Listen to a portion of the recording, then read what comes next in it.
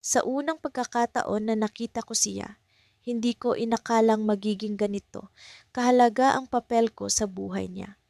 Dumaan siya sa harap ko, basag ang tingin, parang may piraso ng sarili niyang nawala. Hindi ko alam kung anong uri ng sakit ang dinadala niya, pero ramdam ko agad ang bigat. May kung anong puwersa ang nagtulak sa akin para lapitan siya. Hindi ako ang tipo ng tao na basta-basta nakikialam, pero sa mga mata niya, may tahimik na sigaw na humihingi ng tulong. Okay ka lang ba? Tanong ko nang magkalapit kami. Napatingin siya sa akin, tila nagulat na may nag-abala pang magtanong.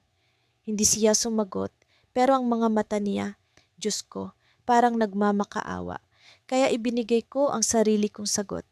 Halika, samahan mo ako, kahit saglit lang. Sa kabila ng pag-aalinlangan, sumama siya. Dinala ko siya sa pinakamalapit na kafe, umorder ng 2 tasa ng kape at naupo kami sa sulok na bahagi ng lugar, malayo sa ingay ng mundo. Hindi siya nagsalita agad pero hindi ko siya pinilit. Alam kong kailangan niya ng oras. Napansin ko ang maputla niyang mukha, ang nanginginig niyang kamay habang hawak ang tasa ng kape. Sa bawat galaw niya, may kwento. Ang mga mata niya punong-puno ng lungkot pero may bahid ng galit na hindi niya maamin. Nang suminghot siya ng malalim, akala ko'y magsisimula na siyang magsalita pero hindi. Kaya ako na ang nagbukas ng usapan. Alam mo, minsan mas okay lang na may makinig sa'yo. Hindi kailangan ng sagot, hindi kailangan ng solusyon. Basta may makikinig, sabi dumating siya sa buhay ko nang hindi inaasahan. Sa isang gabi ng tag-ulan, sa ilalim ng ilaw ng poste, nakita ko siyang basang-basa, nakatungo at tila walang direksyon. Hindi ko alam kung bakit, pero lumapit ako. Hindi ko siya kilala, pero ang mga mata niya, punong-puno ng sakit na parang humihingi ng tulong. Hindi ko kayang balewalain. Okay ka lang? Tanong ko, kahit halata namang hindi. Hindi siya sumagot. Sa halip, umiling siya at bumagsak ang luha niya na parang ulan na hindi na kayang pigilan. Hinayaan ko siyang maglabas ng lahat, walang tanong, walang panghuhusga. Minsan ang kailangan lang ng tao ay isang tahimik na sandalan. Dinala ko siya sa bahay ko. Hindi siya tumanggi. Hindi rin siya nagsalita habang tinutuyo ko ang buhok niya gamit ang tuwalya. Parang wala siyang lakas para magreklamo. Pinaghain ko siya ng mainit na sopas at sa unang pagkakataon, ngumiti siya. Napansin ko ang pagod sa mata niya, ang mga bakas ng hindi mabilang na mga gabing walang tulog. Hindi ko alam kung anong pinagdaanan niya pero ramdam ko malalim ang sugat. Sa mga sumunod na araw, unti-unti siyang bumukas. Kwento niya, iniwan siya ng taong akala niya ay para sa kanya. Ang masakit, hindi lang siya basta iniwan, pinagpalit siya. Bakit hindi ako ang sapat? Tanong niya, paulit-ulit na parang wala siyang ibang tanong sa mundo. Hindi ko alam kung paano sasagutin iyon. Pero tuwing nag-uusap kami, pilit kong ipinaalala sa kanya na hindi siya ang problema. Hindi siya ang kulang. Kasabay ng paghilom ng puso niya, unti-unti rin akong nahuhulog. Hindi ko sinasadya, hindi ko ginusto. Pero araw-araw na nakikita ko siya, naririnig ang pagtawa niya na unti-unting bumabalik, nararamdaman ang init ng presensya niya. Parang hindi ko mapigilan. Siya ang araw sa maulap kong mundo kahit pa alam kong hindi ako ang hinahanap niyang liwanag. Isang gabi, habang magkasama kami sa sofa, sinabi niyang gusto niyang muling matutong magmahal. Ang sakit, pero ngumiti ako. Kaya mo yan? Sabi ko, hindi naman lahat ng tao pareho. Tumango siya at ngumiti sa akin. Ngunit sa likod ng nangiti ko, ramdam ko ang kirot dahil hindi ako ang taong gusto niyang subukang mahalin. Dinala ko siya sa mga lugar na paborito ko. Maliliit na kafe, mga parke na tahimik, mga kalsadang hindi masyadong matao. Gusto kong ipakita sa kanya na ang mundo ay hindi laging puno ng sakit. Gusto kong iparamdam sa kanya na kahit hindi perpekto ang buhay, may mga bahagi nito na maganda.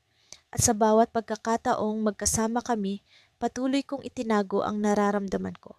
Hindi niya kailangang malaman. Hindi ko siya pwedeng guluhin sa gitna ng proseso ng paghilom niya. Hanggang sa isang araw, sinabi niya sa akin na handa na siyang makipagkita sa ibang tao. Parang biglang bumagsak ang mundo ko, pero ngumiti ako. Talaga? Ang galing mo naman, sabi ko, kahit ang totoo, gusto kong sumigaw. Hindi ko siya pwedeng pigilan, hindi ko siya pwedeng itali sa akin. Ako ang pumili na maging sandalan niya at hindi iyon nangangahulugang ako rin ang magiging tahanan niya. Dumating ang araw na may nakilala siyang iba. Mabilis ang naging takbo ng lahat.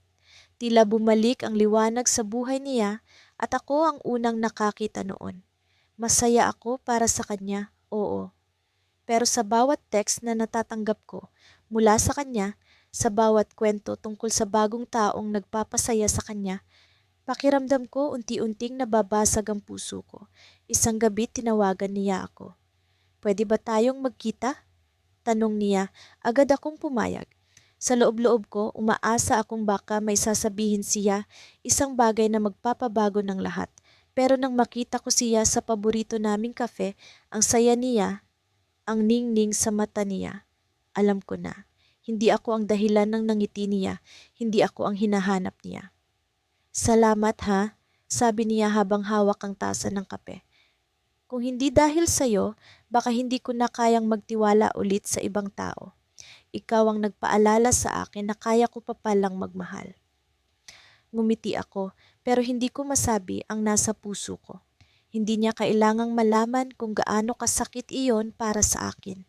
Hindi niya kailangang malaman na habang tinulungan ko siyang makalimot, ako naman ang nahulog.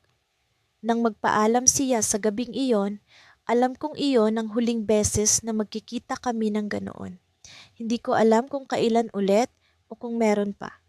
Pero bago siya umalis, tumingin siya sa akin, diretso sa mga mata ko. Isa kang mabuting tao, sabi niya. Salamat dahil nandiyan ka. At sa huling sandali, habang naglalakad siya palayo, may napansin akong kakaiba. Sa mesa, naiwan niya ang kuwintas na lagi niyang suot, ang alahas na ibinigay sa kanya ng taong nanakit sa kanya noon. Kinuha ko ito at doon ko napagtanto ang isang bagay. Hindi niya sinasadyang iwan ito. Hindi niya sinasadyang kalimutan. Ngunit sa likod ng lahat ng sakit na nararamdaman ko, alam kong ito ang tanda na tuluyan na siyang nakalaya. At ako ang naiwan.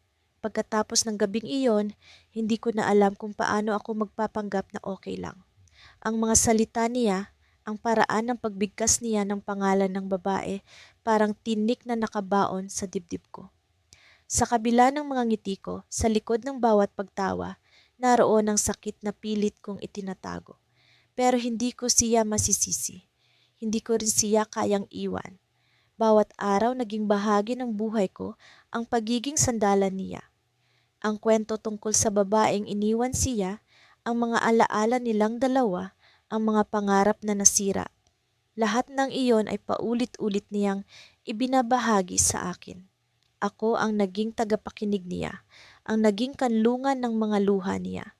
At sa bawat kwento, sa bawat pag-iyak, nararamdaman kong unti-unti siyang gumagaan. Pero sa tuwing bumibigat siya, ako naman ang napupuno ng mga kirot. Salamat talaga ha? Hindi ko alam kung paano ako makakabangon kung wala ka. Sabi niya minsan habang nakatingin sa akin. Nasa ilalim kami ng mga bituin sa paborito niyang bench sa parke. Ang hangin ay malamig pero ang mga mata niya ay punong-puno ng init. Hindi ko alam kung bakit, pero sa sandaling iyon, parang gusto kong umiyak. Gusto kong sabihin sa kanya na ako ang nasasaktan, na ang bawat pag-aalala ko para sa kanya ay may kapalit na sugat na hindi niya nakikita. Pero hindi ko magawa. Para saan pa ang kaibigan, di ba? Ang sagot ko na may pilit ng ngiti. Kaibigan, iyon ang papel ko sa buhay niya, walang higit pa roon. At kahit ano pang pag-asang itanim ko sa puso, alam kong hindi siya magiging akin. Lumipas ang mga buwan, unti-unti nakikita ko ang pagbabago sa kanya. Mas madalas na ang ngiti niya, mas magaan na ang mga hakbang. Kung paano siya tumawa ngayon, parang hindi siya ang lalaking halos sumuko noon. Masaya ako para sa kanya, pero sa likod ng kasiyahan, naroon ang takot. Sa oras na tuluyan na siyang makalimot, ano ang magiging silbi ko sa buhay niya. Isang araw, niyaya niya akong kumain sa isang maliit na kainan malapit sa opisina niya. Hindi iyon ang una naming dinner, pero parang may kakaiba sa gabing iyon. Ang paraan ng pagtingin niya sa akin, ang mga maliliit na sandali ng katahimikan, parang may gustong sabihin ang mga mata niya, pero hindi ko pinansin. Baka nagkukunwari lang ako. Baka nag-iilusyon lang ako. Habang kumakain kami, bigla siyang nagsalita. Alam mo, napansin ko lang, parang ikaw ang naging dahilan kung bakit ako gumaling. Ang tinig niya ay may halong pasasalamat, pero may kung anong bigat na nakapaloob doon. Tumawa ako ng bahagya, pilit binabalewala ang init na pumuno sa pisngi ko. Siyempre naman, ako ang nurse mo, di ba? Hindi siya natawa sa biro ko. Sa halip, tinitigan niya ako ng matagal. Hindi lang simpleng nurse, ikaw yata ang naging dahilan kung bakit ko naisip na kaya ko pa palang magmahal. Natigilan ako.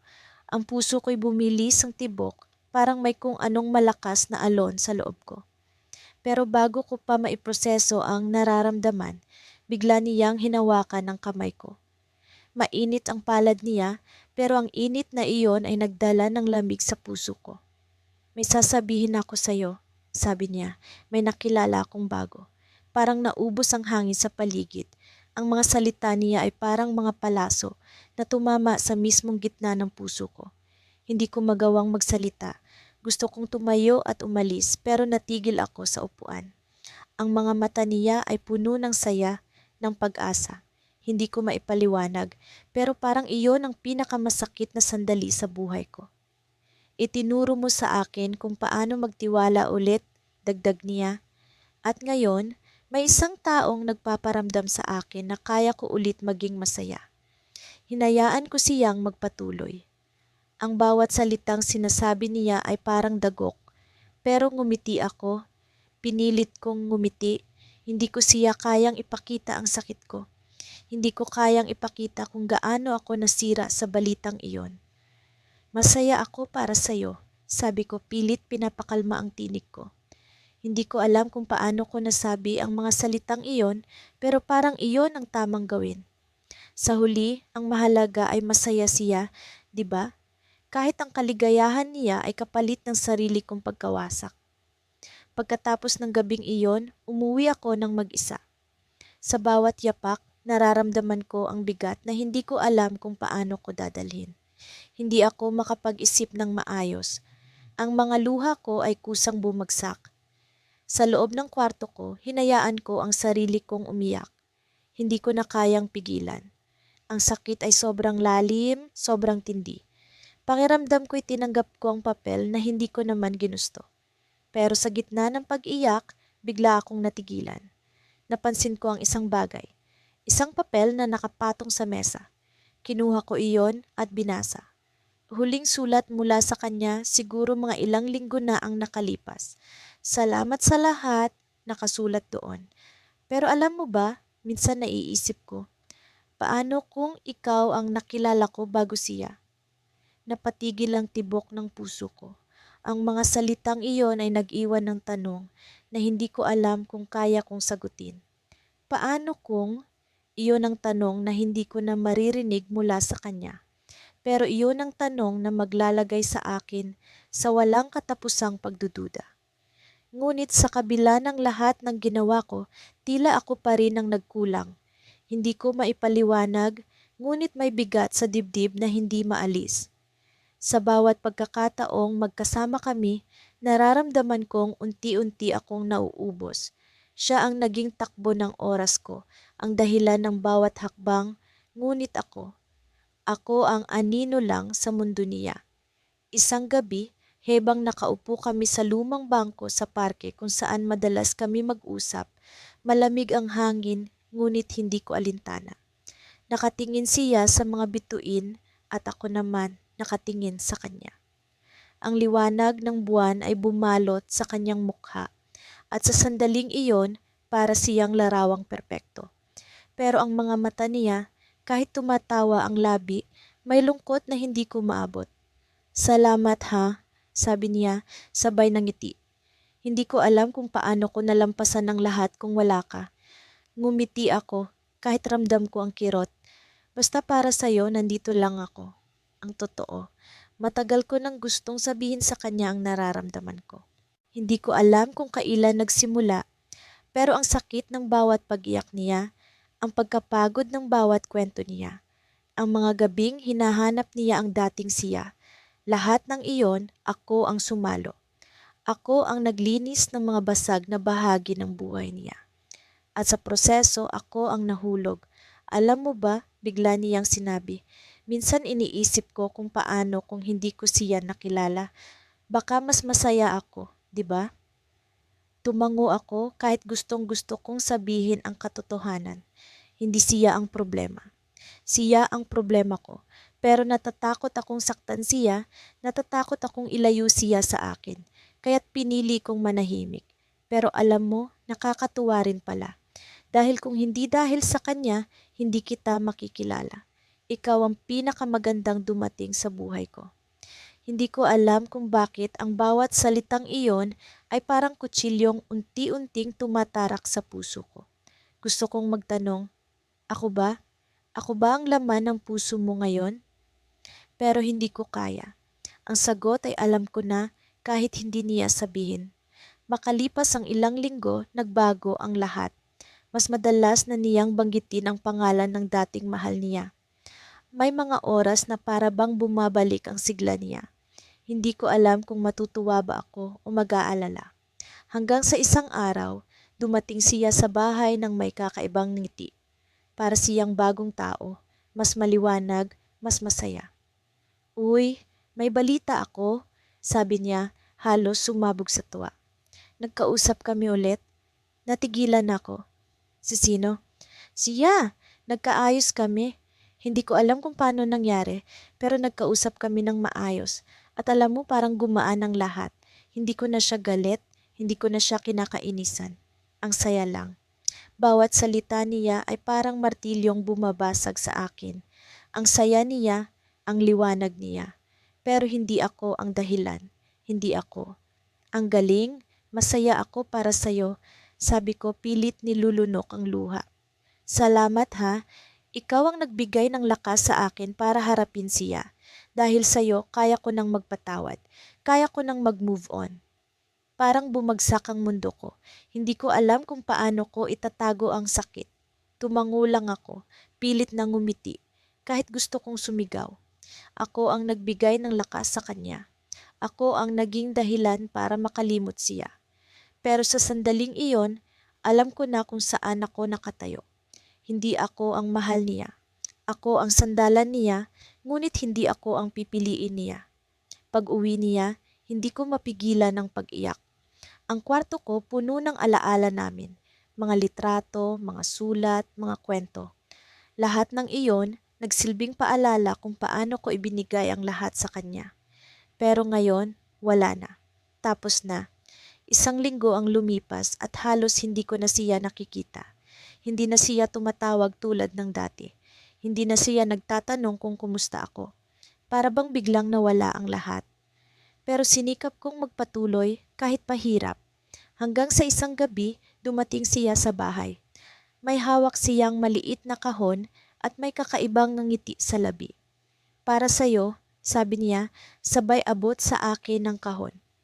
Binuksan ko iyon at tumambad ang isang bracelet na may nakaukit na pangalan ko. Ang mga mata ko halos hindi makapaniwala. Ano to? Regalo ko, salamat sa lahat. Salamat dahil hindi mo ako iniwan. Dahil sa'yo, natutunan kong mahalin ulit ang sarili ko at dahil diyan, kaya ko nang magmahal ulit. Napalunok ako. Ang mga mata ko nangingilid sa luha. Ngunit hindi ko maintindihan kung bakit may kakaibang kirot sa puso ko. Si Salamat, ngumiti siya, At sa sandaling iyon, alam ko na ang ibig niyang sabihin. Hindi ako ang pagmamahal na tinutukoy niya. Ako ang dahilan ng pagbabago niya, ngunit hindi ako ang pipiliin niya. Kinabukasan, may balita akong narinig. Nakita ko ang litrato nila sa social media, magkasama, masaya, puno ng halakhak. Ang caption, minsan kailangan mong masaktan para matutong magmahal ulit. Salamat sa pangalawang pagkakataon. At sa sandaling iyon, alam ko na. Hindi ako ang mahal niya, hindi ako ang pangalawang pagkakataon niya. Ako ang tulay, ngunit hindi ako ang destinasyon. Ngunit ang hindi ko alam, ang bracelet na iniwan niya sa akin, may lihim na mensahe sa loob. Nang buksan ko ang tagong bahagi nito, may mga salitang nakaukit. Ikaw ang dahilan, ikaw ang hindi ko kayang kalimutan. Pero hindi kita kayang mahalin sa paraang gusto mo. Patawad. Ang lamig ng hangin sa gabi ay tila kumakapit sa balat ko habang nakaupo ako sa lumang bangko sa parke.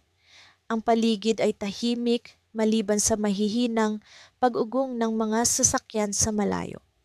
Sa tabi ko si Liam, ang taong ako ang naging sandalan, ay nakatingin sa kawalan, hawak ang isang tasa ng kape na halos hindi niya nagalaw. Alam mo, biglang basag niya sa katahimikan. Hindi ko akalaing ganito kahirap ang magpaalam. Napatingin ako sa kanya, pinipilit basahin ang mga emosyon sa kanyang mukha. Ang mga mata niya ay pagod, puno ng lungkot na parang kailanman ay hindi na mawawala. Hindi ko alam kung paano ko siya sasagutin. Kaya't nanatili akong tahimik, hinihintay ang mga salitang susunod. Sa loob ng maraming taon, akala ko siya na talaga ang para sa akin, patuloy niya. Lahat ng plano ko, lahat ng pangarap ko. Siya ang kasama sa bawat isa. Ang bawat salita niya ay parang maliit na karayom na tumutusok sa akin. Hindi ko alam kung bakit ganito ang nararamdaman ko. Hindi ako ang pinili niya, hindi ako ang minahal niya. Pero heto ako, nakikinig, nagtatago ng sariling sakit habang sinasapo ang bigat ng mundo niya. Salamat ha, sabi niya, sabay lingon sa akin. Hindi ko alam kung paano ko malalampasan ang lahat ng to kung wala ka. Napangiti ako kahit pa ang puso ko ay tila nabiyak. Kaya mo yan, Liam, nandito lang naman ako. Nandito lang ako. Gaano ko na kaya katagal sinasabit yan. Sa bawat paglaon ng araw, sa bawat gabi na magkasama kami, palagi kong ipinapaalala sa kanya na nandito lang ako.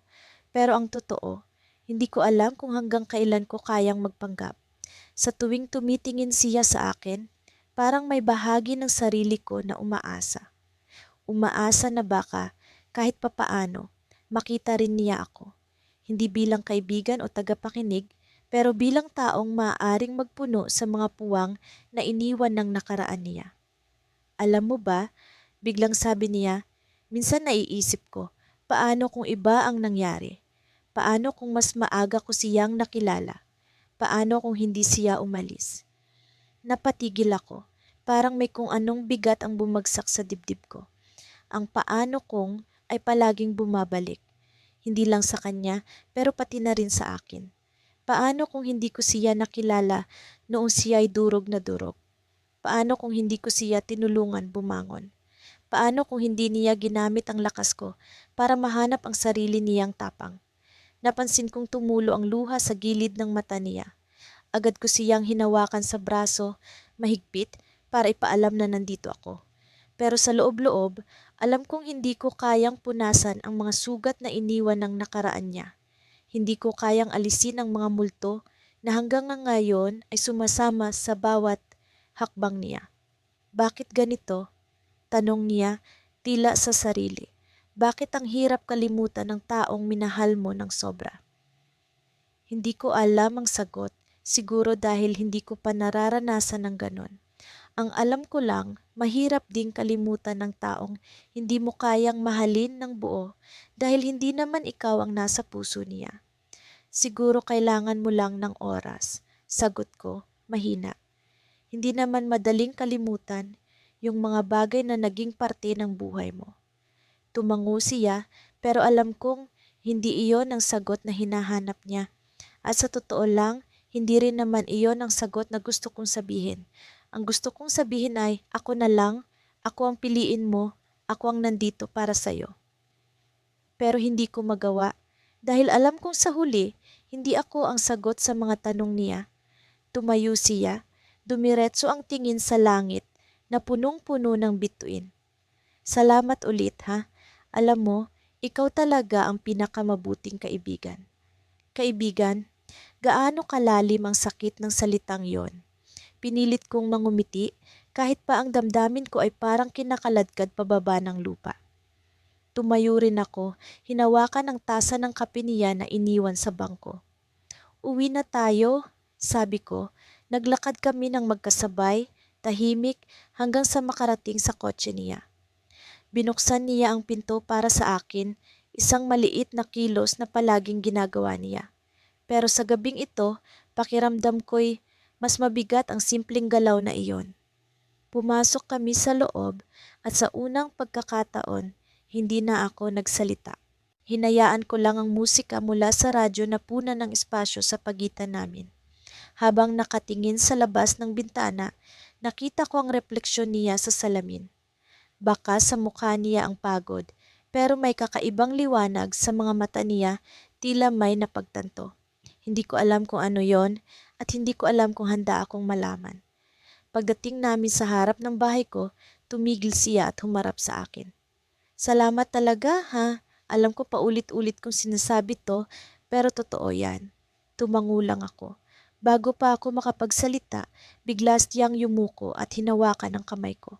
Malamig ang kamay niya, pero ang haplos ay tila may init na hindi ko maipaliwanag. May gusto sana akong itanong, sabi niya, mahina, halos bulong. Napatingin ako sa kanya, ang puso ko ay kumakabog. Sa loob ng maraming taon, hinintay ko ang sandaling ito. Ang sandaling baka makita niya ako. Ang sandaling baka piliin niya ako. Alam mo ba kung nasaan siya ngayon? Tanong niya, sabay bitaw sa kamay ko. Napalunok ako. Ang sagot niya ay parang bolang bumagsak sa dibdib ko. Mabigat, masakit. Sa kabila ng lahat, siya pa rin. Siya pa rin ang hinahanap niya. Sa likod ng ngiti ko, may namuong luha. Pero hindi ko hinayaang makita niya iyon. Tumango ako, pilit na pinapanatag ang boses ko. Oo, sasabihin ko sa'yo. Sa gabing iyon, magulo ang isip ko. Nakaupo ako sa gilid ng kama, yakap-yakap ang unan, na tila ako'y nangungulila. Dinig ko ang malumanay na pagpatak ng ulan sa labas, ngunit ang tunog nito'y tila musika sa isang pelikula ng pag-iisa. Hindi ko alam kung bakit masyado akong apektado. Hindi naman ako ang iniwan. Hindi rin ako ang nasaktan. Pero bakit pakiramdam ko, ako ang nawalan, siya, si Adrian, ang laman ng isip ko. Ang mga mata niyang puno ng lungkot nang una ko siyang makita, ang nanginginig niyang boses tuwing ikukwento niya ang sakit na dinulot ng dating pag-ibig. Ako ang naging kanlungan niya, ang nakinig sa mga kwento ng puso niyang durog, ang nagbigay ng mga salita ng pag-asa. Pero habang tinutulungan ko siyang makalimot, hindi ko na malayang unti-unti akong nahulog. Salamat talaga, ha? Hindi ko alam kung paano ko malalampasan to kung hindi dahil sa'yo. Naalala ko pa ang sinabi niya sa akin noong isang gabi. Ang mga salitang iyon, bagamat simple, tumago sa akin ng higit pa sa inaasahan. Nakangiti siya noon, pero hindi ko maalis ang pakiramdam na ang nangiting iyon ay hindi para sa akin. Para ito sa alaala ng babaeng iniibig niya, ang babaeng iniwan siya. Naisip ko tuloy, paano kung hindi ko na siya tulungan? Paano kung hayaan ko siyang maghilom mag-isa? Pero agad kong kinontra ang sarili ko. Hindi iyon ang tama, hindi iyon makatao. At higit sa lahat, hindi ko kayang makita siyang mag-isa sa sakit. Kahit pa ang halaga nito ay ang sarili kong damdamin, handa akong maging balikat niya kahit hindi niya ako kailanman piliin.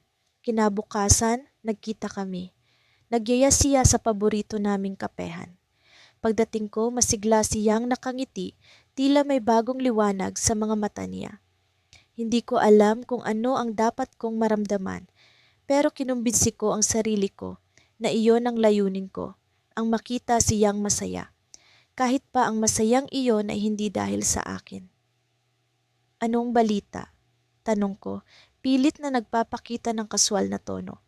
Hindi ko alam kung pansamantala lang ang kasiyahan niya o kung tuluyan na siyang umahon sa sakit. Pero hindi ako handang malaman ang sagot. May bago akong nakilala, sagot niya, halos sabik ang boses. Siya yung kaibigan ng pinsan ko na sinasabi ko sa'yo dati. Nagkausap ulit kami kahapon, tapos, ewan ko, pero parang magaan, parang may pag-asa. Tumigil ang mundo ko sa mga sandaling iyon. Hindi ko maipaliwanag ang bigat sa dibdib ko. Nagpipigil ako ng luha habang nangumiti ako, kunwari ay masaya para sa kanya. Talaga, ang saya naman, mukhang maganda ang nangyayari. Tumango siya, puno ng kasiyahan. Oo, siguro ito na yung sinasabi mong second chance, di ba? Salamat talaga, kasi kung hindi mo ako tinulungan, baka hindi ko makita to. Ang irony ng mga salitang iyon ay parang isang malakas na hampas sa akin. Tinulungan ko siyang makalimot. Pero hindi ko naisip na ang tulong na iyon ay magiging daan para sa isa pang pag-ibig. Hindi sa akin, kundi sa iba. Tinulungan ko siyang maghilom, pero ako ang nasugatan. Nang magpaalam kami, umuwi ako ng may bigat sa puso. Hindi ko alam kung saan ako kukuha ng lakas. Sa loob ng maraming linggo, ako ang naging sandalan niya. Ako ang nakinig sa mga hinaing niya, sa bawat pag-iyak niya. Ako ang nagbigay ng lakas tuwing siya'y babagsak. Pero ngayon, tila wala ng espasyo para sa akin sa kwento ng buhay niya. Ngayong masaya na siya, ako ang naiwan. Naiiyak ako habang naglalakad pa uwi, pero pilit kong pinipigilan. Ayokong magmukhang mahina, pero sa totoo lang, mahina ako. Mahina ako para sa kanya. Hindi ko na malayang nasa harap na pala ako ng pintuan ng bahay. Hindi ko na malayang dumaan ako sa mahabang kalye nang hindi tumitingin sa paligid. Ang nasa isip ko lang ay siya. Pagpasok ko, dumiretso ako sa kwarto. Gusto kong sumigaw pero ang ginawa ko lang ay humiga sa kama at magpanggap na okay ako. Ang sakit ng puso ko pero wala akong magawa. Pinili ko ito. Pinili kong maging sandalan niya. At ngayon, kailangan kong tanggapin na hindi ako kailanman magiging higit pa roon. Ngunit bago ko tuluyang malunod sa lungkot, tumunog ang telepono ko. Si Adrian ang tumatawag. Hindi ko alam kung bakit, pero nagdadalawang isip ako kung sasagot ba ako o hindi. Sa huli, pinili kong sagutin. Hello? Boses ko pilit na kalmado. Pwede ba akong dumaan diyan? Tanong niya, may halong kaba sa boses. Kailangan kita. Nanlaki ang mga mata ko. Hindi ko alam kung ano ang ibig niyang sabihin. Anong nangyari? Napabuntong hininga siya. Siya, hindi ko alam kung paano sasabihin pero hindi gaya ng inaasahan ko. Hindi siya ang hinahanap ko. Tumigil ang paghinga ko. Ang damdamin kong kanina lang ay puno ng sakit. Ngayon ay napalitan ng pag-aasam. Pero bago pa ako mag-isip ng kung ano, narinig ko ang mga huling salitang sinabi niya. Pwede ba? Puntahan kita? Hindi ko alam kung sino pa ang pupuntahan ko. Napatulala ako. Ang puso ko'y bumilis ang kabog. Sa kabila ng lahat ng sakit, sa kabila ng lahat ng pagdurusa, narito siya, humihingi ng tulong. Pero hindi ko alam kung ako ba ang sagot sa mga tanong niya o ako lang ang pansamantalang kanlungan bago siya tuluyang maghanap ng iba. Bumalik siya kagabi. Sa kabila ng lahat ng mga sinabi niya noon, sa mga pangakong binitiwan niyang hindi na magpapakita, heto siya, nakatayo sa harap ng pinto ko. Basang-basa sa ulan, mukhang durog ang buong kaluluwa niya. Ang unang tanong na lumabas sa bibig ko, hindi ko alam kung para sa kanya o para sa sarili ko. Bakit ka nandito? Hindi siya sumagot agad. Tumitig lang siya sa akin, parang hinahanap ang tamang mga salita. Pero ang bigat ng kanyang mga mata ang nagsabi ng lahat. Umiwas ako ng tingin. Alam kong may dala siyang gulo, pero hindi ko siya kayang isara ng pintuan. Kahit anong pilit kong sabihin sa sarili ko, natapos na kami, na hindi na ako ang taong kailangan niya. Bumigay pa rin ako, pinatuloy ko siya. Tahimik ang bawat hakbang niya, pero ang presensya niya parang alingaw-ngaw ng mga alaala na pilit kong nililibing sa nakaraan. Naupo siya sa sofa at doon ko lang napansin ang nanginginig niyang mga kamay. Kinuha ko ang tuwalya sa banyo at iniabot sa kanya. Hindi siya gumawa ng anong galaw para kunin ito, kaya ako na mismo ang nagpatuyo sa kanyang basang buhok. Sa bawat dampi ng tuwalya, ramdam ko ang tensyon sa pagitan naming dalawa. Parang may hindi nakikitang pader na gumitna sa amin kahit pa ang lapit-lapit namin. Hindi ko alam kung saan ako pupunta. Bulong niya, halos hindi ko marinig sa lakas ng ulan sa labas. Wala na akong ibang masandalan. Ikaw lang. Ang mga salitang iyon parang kutsilyong dumiretso sa puso ko. Ikaw lang, lagi na lang akong ikaw lang. Ako ang takbuhan, ako ang tagapagligtas, pero hindi kailanman ako ang pinipili. Anong nangyari sa inyo ni Lara? Tanong ko kahit alam ko na ang sagot. Hindi siya titigil dito kung masaya siya sa piling ng babae niyang minahal. Pero kailangan kong marinig mula sa kanya. Kailangan kong maramdaman ang sakit para mapaalalahanan ng sarili ko kung bakit hindi ko siya dapat ipaglaban. Iniwan niya ako. Sagot niya at doon ko na nakita ang luhang bumagsak mula sa kanyang mga mata. Hindi ko alam kung bakit. Basta na lang siyang umalis. Akala ko kami na habang buhay, pero mali pala ako. Gusto kong sabihin na akala ko rin dati kami na, pero mali rin ako. Ngunit ang sakit niya, masyado nang malalim. Hindi ko kayang idagdag ang bigat ng sariling hinanakit ko sa kanya. Kaya tahimik lang akong nakinig tulad ng lagi kong ginagawa. Nandito lang ako, sabi ko halos pabulong, pero hindi ko alam kung matutulungan kita. Tumayo siya, lumapit sa akin at bago ko pa siya mapigilan, naramdaman ko ang yakap niya sa akin. Hindi ko alam kung paano ko ipapaliwanag ang naramdaman ko sa mga sandaling iyon. Mainit ang mga bisig niya, pero ang bigat ng yakap niya parang sinusubukan niyang pigilan ang pagguho ng mundo niya. At ako, sa kabila ng lahat, hinayaan ko siyang gawin iyon. Salamat, bulong niya. Salamat kasi nandito ka. Sa sandaling iyon, naramdaman kong bumalik ang lahat ng damdaming pilit kong nilalabanan. Ang pagnanasa na mahalin siya, ang pag-asang baka sakaling makita niya ako bilang higit pa sa kaibigan, higit pa sa sandalan. Pero alam kong mali.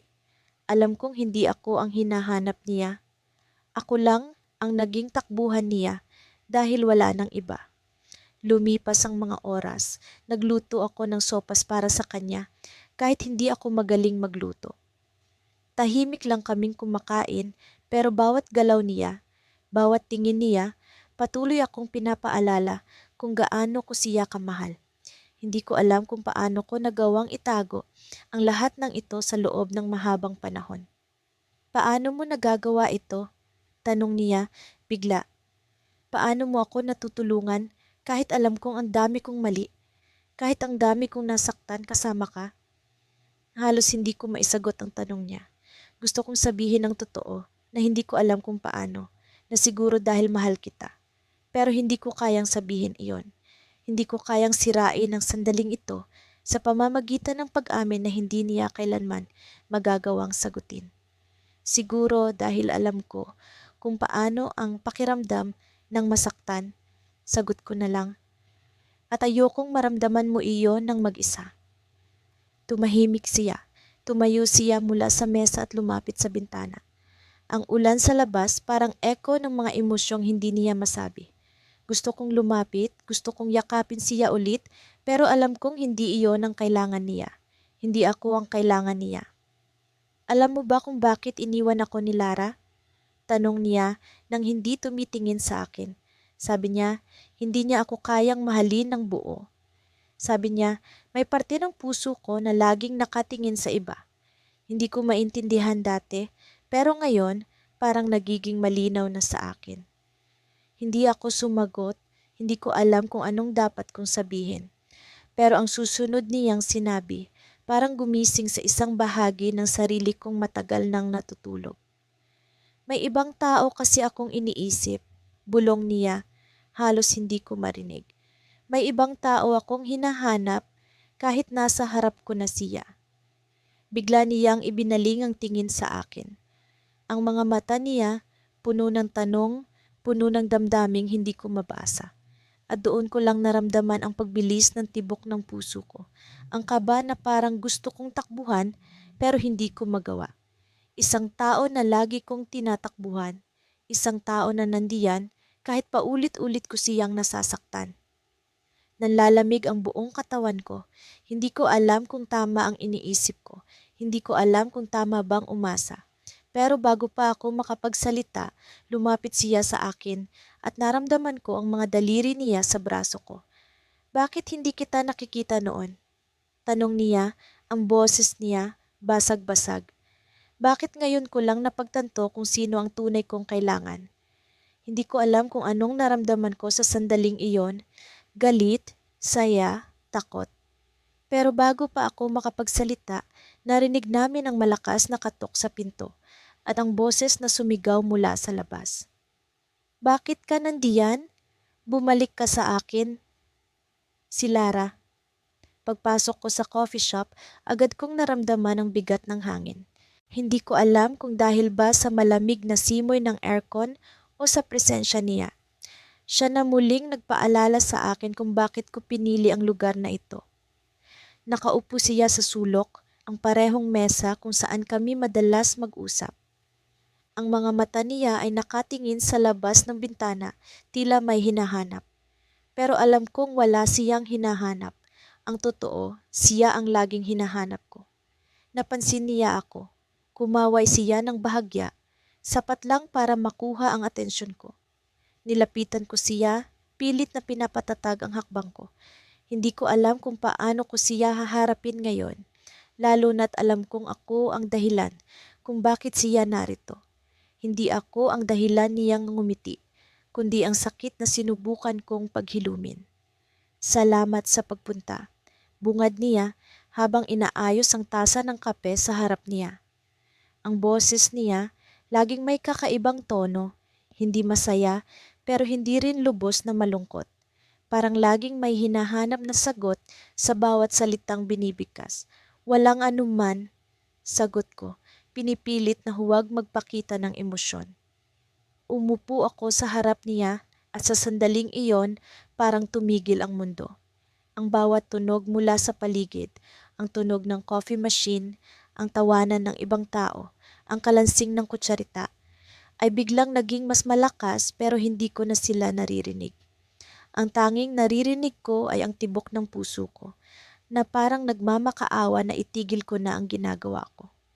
May gusto akong sabihin, aniya, at sa mga salitang iyon, parang bumaliktad ang tiyan ko.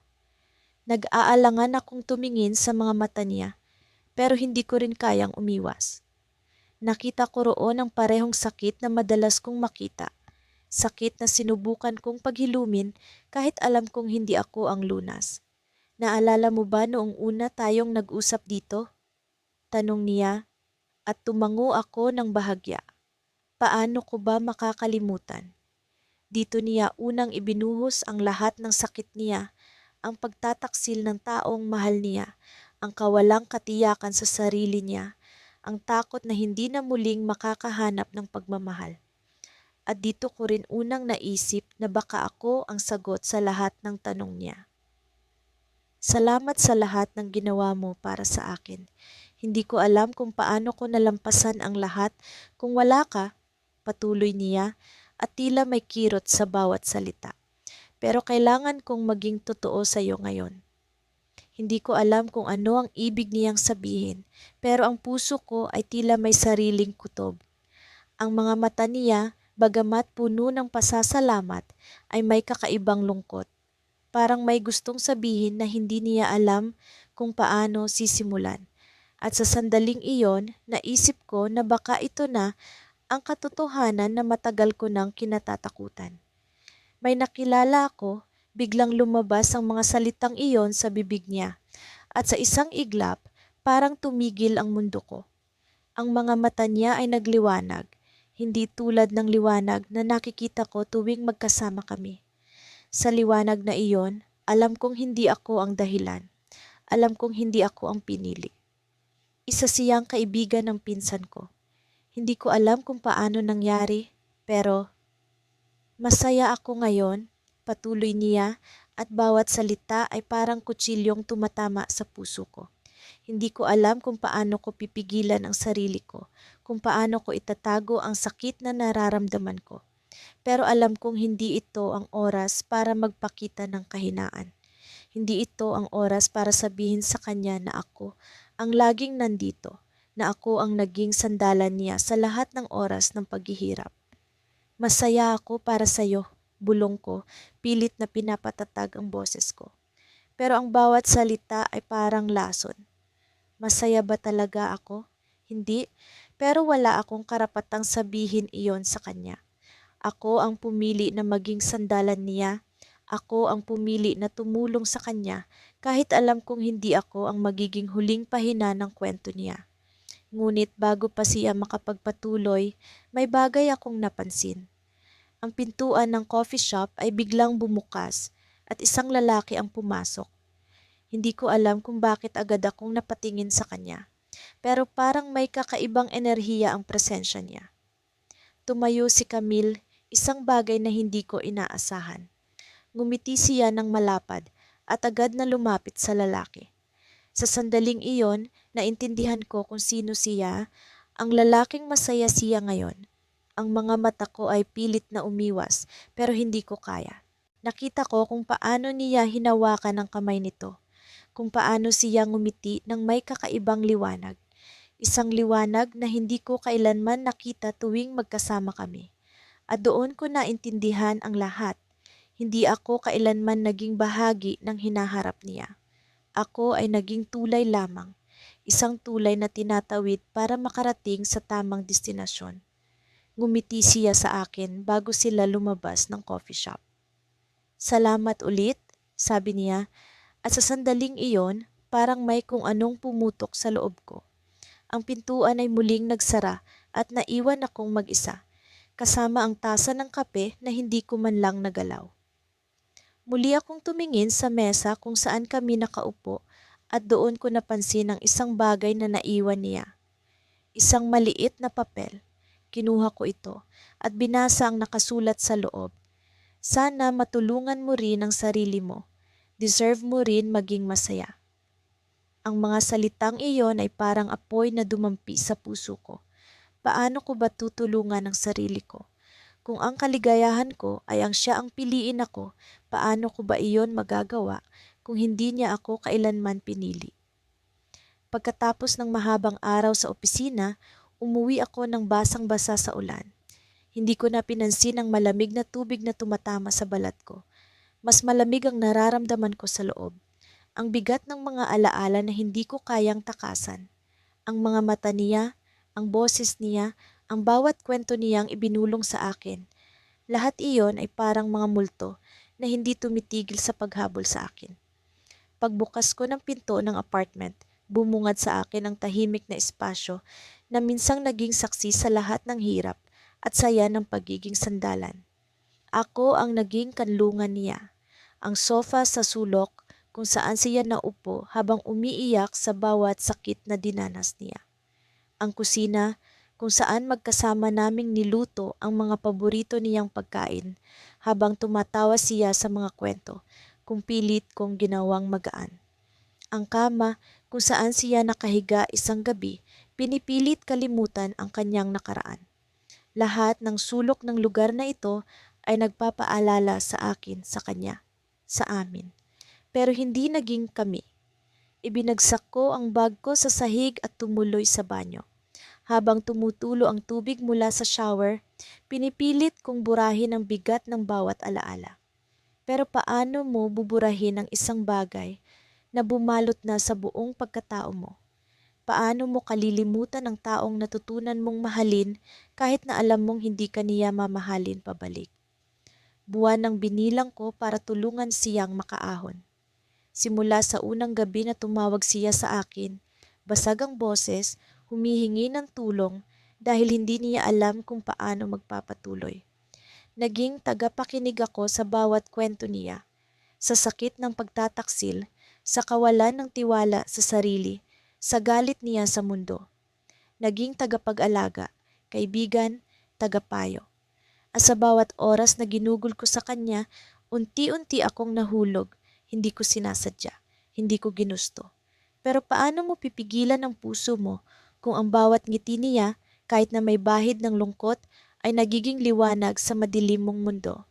Paano mo iiwasan ang pakiramdam na mahalaga ka, na ikaw ang pinipili niyang puntahan sa tuwing siya'y durog na durog? Kahit alam mong hindi ikaw ang nais niyang piliin sa huli.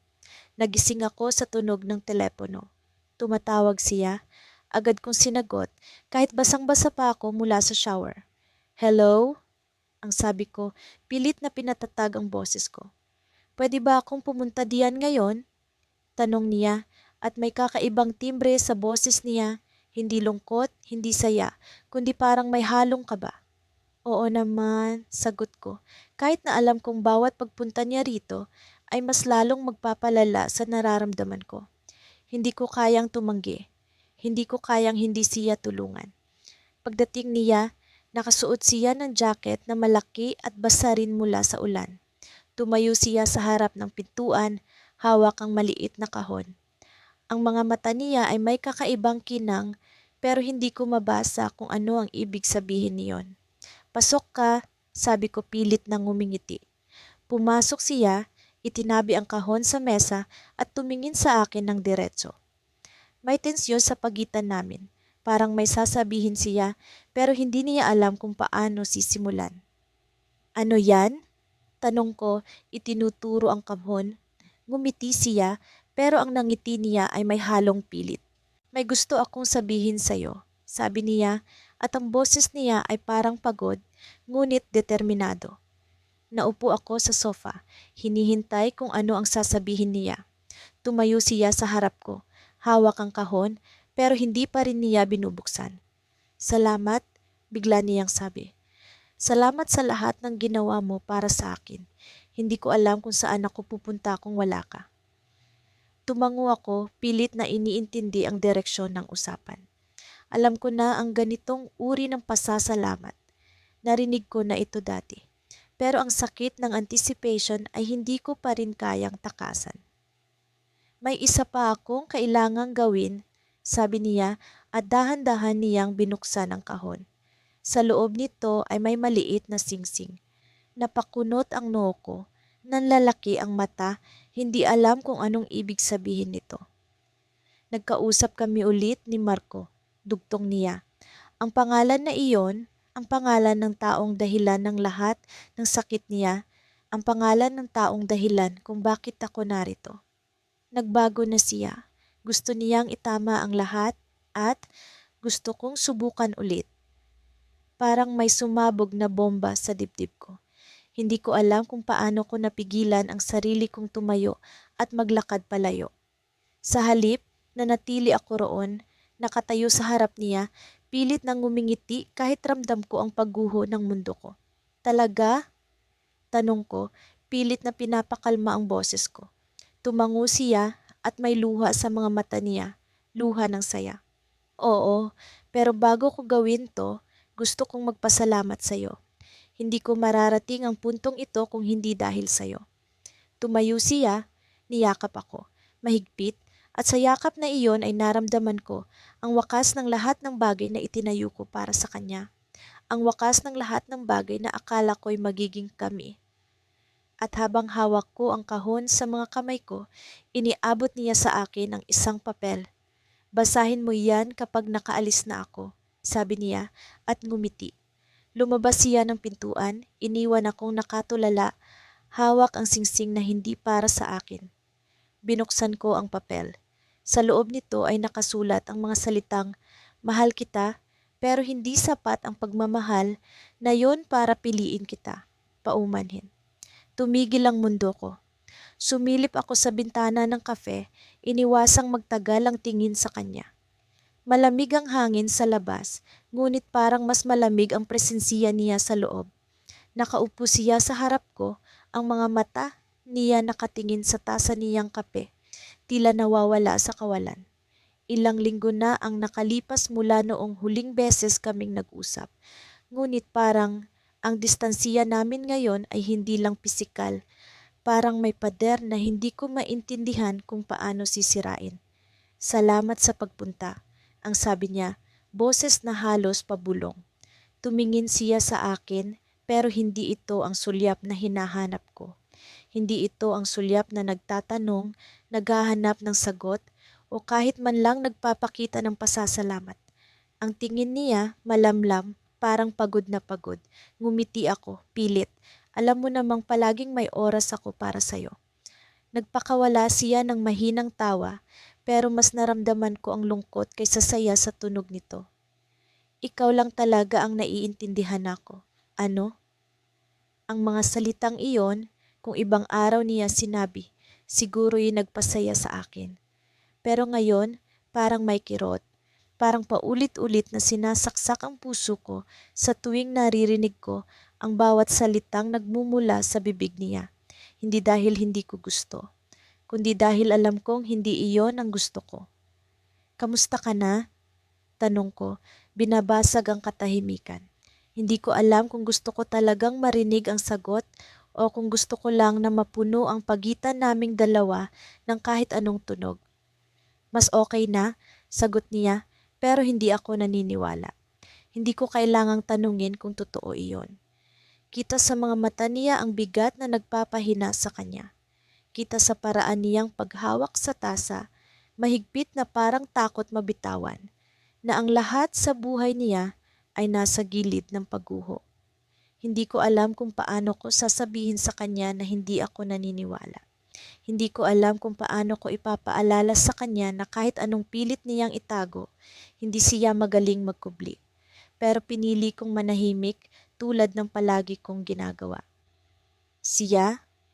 Tanong ko, kahit alam kong delikado, pero gusto kong malaman. Kailangan kong malaman. Napakagat siya sa labi niya, parang hindi sigurado kung sasagutin ang tanong ko. Masaya siya at mukhang okay na siya. Hindi ko alam kung bakit, pero parang may bumagsak sa loob ko. Hindi ko alam kung bakit tuwing nababanggit niya ang pangalan ng taong iyon, parang may sumasakal sa akin. Siguro dahil alam kong hindi kailanman ako magiging siya. Hindi kailanman magiging ako ang dahilan ng nangiti niya. Hindi kailanman magiging ako ang pipiliin niya. Masaya ako para sa kanya, bulong niya, pero ang pighati sa tono ng boses niya ay hindi maitatago kahit anong pilit. Masaya ka rin ba para sa sarili mo? Tanong ko, hindi ko mapigilan. Hindi ko alam kung saan nanggaling ang tapang ko, pero hindi ko mabawi ang tanong. Napatingin siya sa akin, gulat at hindi sigurado. At sa unang pagkakataon, naramdaman ko ang bigat ng tanong sa pagitan naming dalawa. Hindi ko alam, sagot niya, matapat. At doon ko naramdaman ang kirot, hindi para sa kanya kundi para sa akin. Dahil alam kong kahit anong gawin ko, kahit anong pilit ko, hindi ko siya kayang pasayahin. Hindi ko siya kayang buuin. Pero ikaw, dugtong niya, biglang tumindig ang boses niya. Ikaw ang dahilan kung bakit ako nakabangon kahit papaano. Ang mga salitang iyon, masakit. Hindi ko alam kung paano ipaliwanag, pero masakit. Dahil sa bawat pagkakataon na naging sandalan niya ako, alam kong ako ang dahilan kung bakit siya nakalimot. Pero hindi ko alam kung kaya ba niyang makita na ako ang dahilan kung bakit siya dapat pumili. Salamat, ang sabi niya, at sa unang pagkakataon, ngumiti siya. Hindi ko alam kung bakit ang nangiting iyon ang mas lalong sumugat sa akin. Siguro dahil alam kong hindi ito para sa akin. Siguro dahil alam kong hindi ako ang dahilan. Tumayo siya, hinawakan ang kamay ko saglit. Salamat talaga. At bago pa ako makapagsalita, bago pa ako makapag-isip, lumapit siya sa pinto. Tumingin siya sa akin, saglit, bago humakbang palabas at naiwan akong nakaupo roon, mag-isa, kasama ang tasa ng kape na hindi ko man lang nagawang ubusin. Sa tingin ko, iyon na ang huling beses na magkikita kami. Pero hindi iyon ang twist.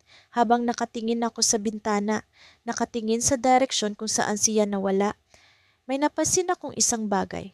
Isang bagay na hindi ko inaasahan. Sa gilid ng mesa, sa tabi ng tasang iniwan niya, may papel. Punit, manipis. Pero halatang sinadyang iwan. Dahan-dahan kong kinuha iyon, ang mga daliri ko nanginginig. Binuksan ko at ang mga salitang nakasulat ay mas nagbigay ng tensyon sa puso ko kaysa sa anumang narinig ko mula sa kanya. Hindi ko alam kung paano sabihin. Hindi ko alam kung paano simulan. Pero ikaw ang dahilan kung bakit ako natutong magmahal ulit, kahit hindi ko alam kung paano ipakita. Napatigil ako. Napahinga ng malalim, pero bago ko pa maunawaan ang lahat, may isa pang linya sa ilalim. Pero mahal ko pa rin siya. At alam kong hindi ko kayang mawala ka kahit hindi kita pinili. Iyon ang twist. Iyon ang sagot na hindi ko inaasahan pero parang alam ko na rin. Dahil sa huli, ako ang naging sandalan niya. Pero hindi ako kailanman ang naging tahanan.